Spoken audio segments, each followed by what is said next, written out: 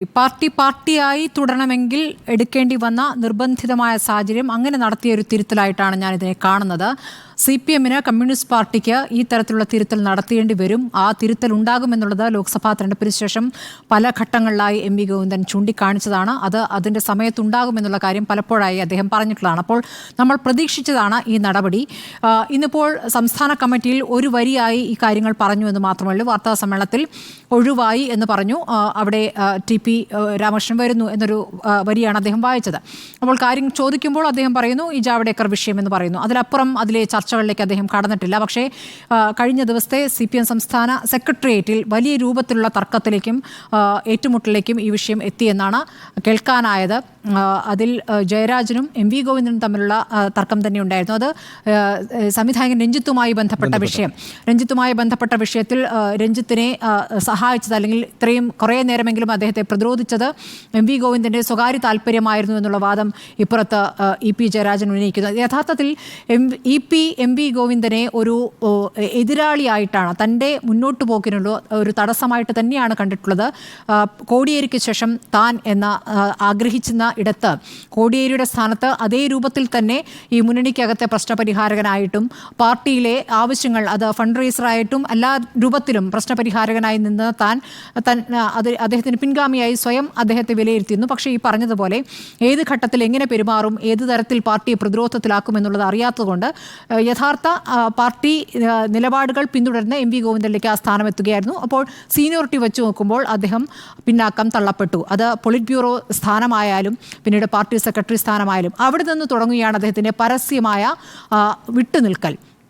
MP Govindan നിശ്ചയിക്കുന്ന യാത്രകളിൽ, MP Govindan നിശ്ചയിക്കുന്ന പരിപാടിയിൽ നിന്ന് വിട്ടുനിൽക്കുക, പാർട്ടി തെരഞ്ഞെടുപ്പുമായി ബന്ധപ്പെട്ട് നടത്തിയ രാഷ്ട്രീയ യാത്രയിൽ ജാഥയിൽ കണ്ണൂരിൽ നിന്ന് തന്നെ വിട്ടുനിൽക്കുക, പിന്നീട് വിവാദമുയരുമ്പോൾ തൃശ്ശൂരിൽ ചേരുക. അതിനിടയ്ക്കാണ് ഈ നന്ദകുമാറിൻ്റെ അമ്മയ്ക്ക് ആദരം നൽകുന്ന പരിപാടിയിൽ പങ്കെടുക്കുന്ന, ഒരു ക്ഷേത്രത്തിൻ്റെ പരിപാടിയിൽ പങ്കെടുക്കുന്ന. പാർട്ടി ജാഥ നടത്തുമ്പോൾ അദ്ദേഹം ക്ഷേത്രത്തിൻ്റെ പരിപാടിയിലായിരുന്നു. അപ്പോൾ ഒരു കമ്മ്യൂണിസ്റ്റ് നേതാവിന് യോജിച്ച രീതികളാണോ ഇതെന്ന് ചോദിക്കുമ്പോൾ അല്ല.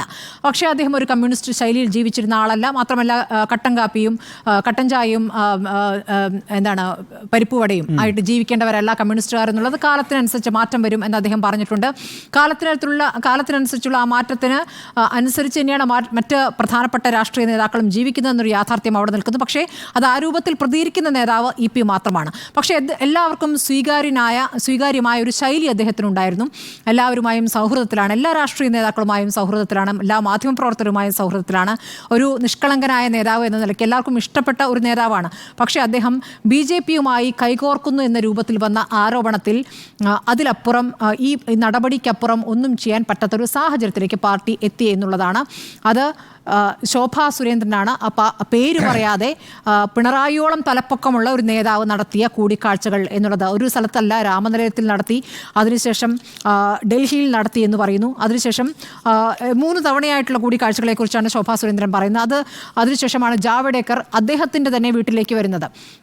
അപ്പോൾ അത് യഥാർത്ഥത്തിൽ പാർട്ടിയെ പ്രതിരോധത്തിലാക്കിയിട്ടുണ്ട്. ഒരു ഘട്ടത്തിൽ പിണറായി വിജയൻ ഞാനും ജാവ്ദേക്കറെ കണ്ടിട്ടുണ്ടല്ലോ പൊതുപരിപാടിയിൽ എന്ന് പറയുന്നുണ്ടെങ്കിലും പക്ഷേ അതങ്ങനെയല്ലല്ലോ, പാർട്ടി കല്യാണത്തിനും പരിപാടിക്കുമല്ലല്ലോ കണ്ടിട്ടുള്ളത്, വീട്ടിൽ വന്ന് കണ്ടതല്ലേ എന്ന് P ജയരാജൻ സംസ്ഥാന കമ്മിറ്റിയിൽ പറഞ്ഞു എന്നുള്ള യാഥാർത്ഥ്യം അവിടെ നിൽക്കുന്നു. അതേപോലെ തന്നെയാണ് BJP നേതാവുമായിട്ടുള്ള ബിസിനസ് താല്പര്യം, വൈദേകം റിസോർട്ടുമായി ബന്ധപ്പെട്ട വിവാദം, ഇതൊക്കെ തന്നെയും പ്രതിരോധത്തിലാക്കുന്ന സാഹചര്യമുണ്ട്.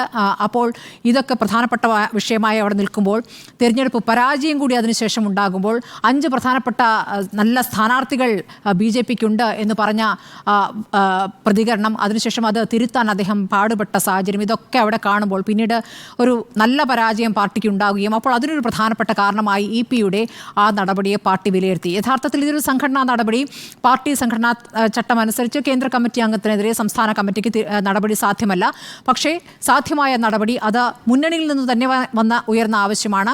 CPI ആവശ്യപ്പെട്ടിരുന്നു. അപ്പോൾ അതിൻ്റെയൊക്കെ അടിസ്ഥാനത്തിൽ പാർട്ടിക്ക് തിരുത്തേണ്ടി വന്ന തിരുത്തലാണ്. ആ തിരുത്തൽ നടത്തിയിരിക്കുന്നു. പക്ഷേ ഇനി അവിടെ തീർന്നു എന്നും ഞാൻ വിചാരിക്കുന്നില്ല. കേന്ദ്ര കമ്മിറ്റിയിൽ ഒരു പക്ഷേ ഒരു ശാസനാരൂപത്തിൽ ഒരു പ്രതികരണം വന്നേക്കാൻ സാധ്യതയുണ്ട്. നേരത്തെ മന്ത്രിസ്ഥാനം നഷ്ടപ്പെട്ടപ്പോഴും ആ മന്ത്രിസ്ഥാനം നഷ്ടപ്പെട്ടു എന്നതിൽ അവിടെ നിന്നില്ല. പിന്നീട് ഒരു ശാസനാരൂപത്തിൽ കേന്ദ്ര കമ്മിറ്റിയിൽ നിന്നൊരു പ്രതികരണം ഉണ്ടായിട്ടുണ്ട്. അപ്പോൾ അതിനുള്ള സാധ്യതയുണ്ട്. പിന്നീട് അങ്ങോട്ടുള്ള രാഷ്ട്രീയ ഭാവി അദ്ദേഹത്തിൻ്റെ പ്രായവുമായി ബന്ധപ്പെട്ടതാണ്. അടുത്ത മെയ് മാസമാകുമ്പോൾ അദ്ദേഹം 75 വയസ്സ് തികയും. അതോടുകൂടി തന്നെ കേന്ദ്ര കമ്മിറ്റി കമ്മിറ്റി സ്ഥാനം ഇല്ലാതാകും. അങ്ങനെ പാർട്ടിയിൽ നിന്നും അദ്ദേഹം പതുക്കെ അകന്ന് മാറി നിൽക്കുന്ന ഒരു എന്താ പറയുക, പാർട്ടി നേതാവ് എന്ന നിലയ്ക്ക് അദ്ദേഹം ഇനി ഉണ്ടാകില്ല എന്ന് നമ്മൾ വിചാരിക്കേണ്ടി വരും. പക്ഷേ അപ്പോഴും BJP-യിലേക്ക് ഇപ്പോൾ പോകില്ല എന്ന് കരുതണം. കാരണം അദ്ദേഹം പോകാൻ ആഗ്രഹിച്ചിരുന്നില്ല എന്നൊന്നും ഞാൻ കരുതുന്നില്ല. കാരണം ഒരു സ്ഥാനങ്ങളൊന്നും ഇല്ലാത്ത സാഹചര്യത്തിൽ ഒരുപക്ഷെ CPM-നെ പാർട്ടിയെ സമ്മർദ്ദത്തിലാക്കാനായിരിക്കാം ഒരുപക്ഷെ അദ്ദേഹം ആ കൂടിക്കാഴ്ചകൾ നടത്തിയിട്ടുണ്ടാവുക. അദ്ദേഹം ഡൽഹിയിൽ പ്രധാനപ്പെട്ട ഒരു BJP നേതാവുമുള്ള കൂടിക്കാഴ്ചയ്ക്കിടയിൽ പിണറായി വിജയൻ അത് അറിയുകയും അദ്ദേഹത്തെ നേരിട്ട് വിളിച്ച് ശാസിച്ച് മടങ്ങി വരാൻ ആവശ്യപ്പെട്ടു എന്നൊരു വാർത്തയുണ്ട്. നമുക്കറിയില്ല, ഇതൊക്കെ പാർട്ടിക്കകത്ത് നിന്ന് കേൾക്കുന്ന കാര്യങ്ങളാണ്. ഒരുപക്ഷെ അങ്ങനെ വരെ സംഭവിച്ചിട്ടുണ്ടെങ്കിൽ ഗൗരവത്തിൽ തന്നെ അദ്ദേഹത്തിൻ്റെ നീക്കങ്ങൾ പാർട്ടി വീക്ഷിച്ചിരുന്നു എന്നുള്ളതാണ്.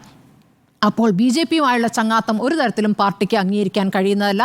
നാളെ ബ്രാഞ്ച് യോഗങ്ങൾ തുടങ്ങുന്നു. പാർട്ടി പ്രവർത്തകർ ചോദിക്കുന്നു, എന്തായി ഈ BJP-യുമായി കൈകോർത്ത നേതാവിനെതിരെ എന്തു ചെയ്തു എന്ന ചോദ്യം വരുമ്പോൾ ഞങ്ങളിതാ നടപടിയെടുത്തു എന്ന് പാർട്ടിക്ക് കാണിക്കേണ്ടതുണ്ട്. സാധാരണഗതിയിൽ പാർട്ടി നടപടിയൊക്കെ ഉണ്ടാവുക സമ്മേളനങ്ങൾക്ക് ശേഷമാണ്. ഇത് സമ്മേളനത്തിന് മുമ്പ് തന്നെ ആ നടപടിയെടുക്കുന്നു എന്നൊരു പ്രത്യേകത കൂടി ഈ വിഷയത്തെ കാണേണ്ടതുണ്ട്. ഇനി ആ സ്ഥാനത്തേക്ക് വരുന്ന TP രാമകൃഷ്ണൻ എന്നുള്ളത് ആ പാർട്ടിയുടെ ഉറച്ച ഒരു നേതാവാണ്. ഒരു സൗമ്യനാകേണ്ട ഘട്ടത്തിൽ സൗമ്യനായും കർക്കശക്കാരനാകേണ്ട ഘട്ടത്തിൽ കർക്കശക്കാരനായും നിൽക്കുന്ന ഒരു നേതാവാണ്. പിണറായി വിജയനോട് അടുത്ത നേതാവ് തന്നെയാണ്. TP ചന്ദ്രശേഖരൻ വധം നടക്കുന്നത് അദ്ദേഹം പാർട്ടി ജില്ലാ സെക്രട്ടറി ആവുന്ന ഘട്ടത്തിലാണ്. അപ്പോൾ ആ തരത്തിൽ കോഴിക്കോട് ജില്ലാ കമ്മിറ്റി ഒരു തരത്തിൽ പ്രതിരോധിക്കുന്നതിൽ അദ്ദേഹം ഒരു തരത്തിൽ വിജയിച്ചിട്ടുണ്ട്. അങ്ങനെ കൂടി TPക്ക് ഒരു സ്വീകാര്യത ലഭിക്കുന്നുണ്ട് പാർട്ടിയെ സംബന്ധിച്ച്. പിണറായി വിജയനുമായി അടുത്ത നേതാവ് എന്നതുകൂടി അതിൽ ഒരു പ്രധാനപ്പെട്ട കാര്യമാകുന്നു. EP-യെ സംബന്ധിച്ചും EP-യെ ഇത്രനാളും സംരക്ഷിച്ചു നിർത്തിയത് പിണറായി വിജയനോട് അടുത്ത നേതാവ് എന്ന നിലയ്ക്ക് തന്നെയാണ്. പക്ഷേ പിണറായിക്ക് പോലും സംരക്ഷിക്കാൻ പറ്റാത്ത രീതിയിലേക്ക് EP കാര്യങ്ങൾ കൊണ്ടുപോയി എന്നിടത്താണ് കാര്യങ്ങൾ മാറുന്നത്. ഇത് ഒരു തിരുത്തലാണ്. പക്ഷേ അവിടെ നോക്കൂ, ഈ സംസ്ഥാന കമ്മിറ്റിയിൽ നടന്ന മറ്റൊരു കാര്യം PK ശശിയുമായി ബന്ധപ്പെട്ട വിഷയമാണ്. ജില്ലാ കമ്മിറ്റിയുടെ തീരുമാനം ശരിവെക്കുന്നു എന്നൊരു ഒറ്റ വരി മാത്രമേ വാർത്താ സമ്മേളനത്തിൽ പറയുന്നുള്ളൂ. PK ശശിക്കെതിരെ നേരത്തെ ഉയർന്ന വിവാദങ്ങൾ അറിയാമല്ലോ.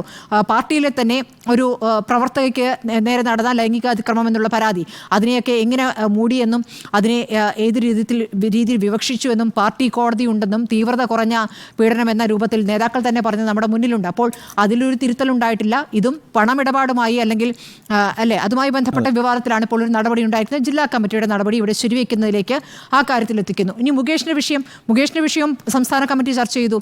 അപ്പോൾ ധാർമ്മികതയുടെ പേരിൽ രാജിവെച്ചാൽ ധാർമ്മികതയുടെ പേരിൽ മടങ്ങി വരാനാകില്ലല്ലോ എന്നൊരു വാദമാണ് ഇന്ന് പാർട്ടി സെക്രട്ടറി വാർത്താ സമ്മേളനത്തിൽ പറഞ്ഞത്. അതിനിടയ്ക്ക് തന്നെയാണ് പാർട്ടിയിലെ വനിതാ നേതാക്കൾ, മുന്നണിയിലെ വനിതാ നേതാക്കൾ എങ്ങനെ അതിനെ കരുതുന്നു എന്നുള്ള പ്രധാനപ്പെട്ട വിഷയം വരുന്നത്. ഞങ്ങളാണ് ഇവിടെ പ്രതികരിക്കേണ്ടത്, ദേശീയ നേതൃത്വം പ്രതികരിക്കേണ്ട എന്ന് പറയുമ്പോഴും ആനി രാജ ഇന്നുകൂടി ആ വിഷയത്തിൽ ശക്തമായ നിലപാട് അറിയിച്ചിട്ടുണ്ട്. ബൃന്ദ കാരാട്ടിൻ്റെ പ്രതികരണം അവിടെയുണ്ട്. അപ്പോൾ പാർട്ടി ആലോചിക്കണം, പാർട്ടിയിലെ വനിതകൾക്ക് പാർട്ടി നൽകുന്ന ഉറപ്പ് എന്താണ്, സ്ത്രീ സുരക്ഷ എന്നുള്ള കാര്യത്തിൽ പാർട്ടി നൽകുന്ന സന്ദേശം എന്താണ് എന്നുകൂടി പാർട്ടി വ്യക്തമാക്കി തരേണ്ടത്. പക്ഷേ ഈ വിഷയത്തിൽ BJP-യുമായുള്ള കൈകോർക്കൽ പാർട്ടിയിലിരുന്നു കൊണ്ട് ഒരു നേതാവിന് നടത്താൻ പറ്റില്ല എന്നൊരു സന്ദേശം ഏതായാലും ഈ നടപടിയിലൂടെ വന്നിരിക്കുന്നു. അങ്ങനെ നോക്കുമ്പോൾ ഒരു തിരുത്തലാണ് എന്ന രൂപത്തിൽ ഇതിനെ ഞാൻ കാണുകയാണ്.